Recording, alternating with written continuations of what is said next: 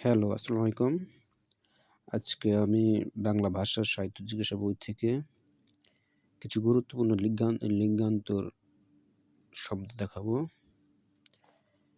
এখানে দেখছেন কিছু কালি দাগ এবং কালো রঙের এবং লাল রঙের দাগগুলো এগুলো গুরুত্বপূর্ণ এবং ব্যতিক্রম।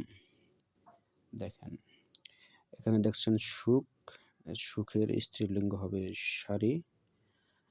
সম্রাট, সম্রাজ্ঞী এটা সবাই জানেন। শ্বশুর, শ্বশ্রু। দেখেন শ্বশুরের লিঙ্গান্তর স্ত্রীলিঙ্গ হবে শ্বশ্রু। এটার বানানটাও দেখেন, এটা শুদ্ধ বানান, এটা সে থাকে অনেক পরীক্ষায়। এদিকে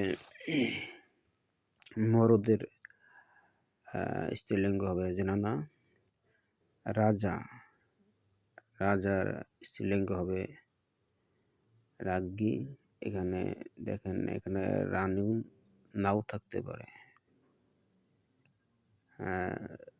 ঋষি, ঋষিকা বা ঋষানী।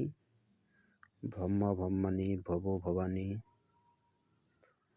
আর এই পরবর্তী দেখেন নিত্য স্ত্রীবাচক কয়েকটি শব্দ, এগুলো খুব গুরুত্বপূর্ণ। যে কোনো প্রতিযোগিতামূলক পরীক্ষার জন্য এটা এখান থেকে প্রশ্ন হয়ে থাকে।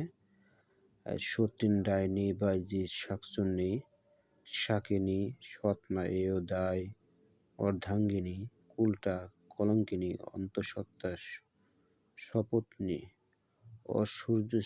অসূর্যস্পর্শা, অসূর্যস্পর্শা,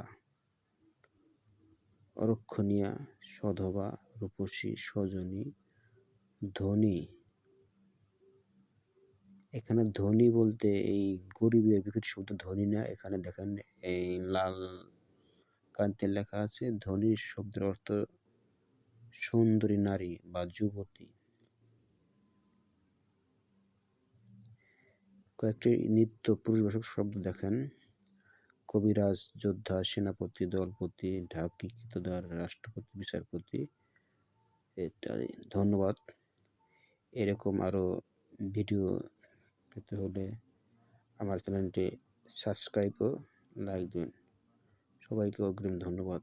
সবাই ভালো থাকবেন।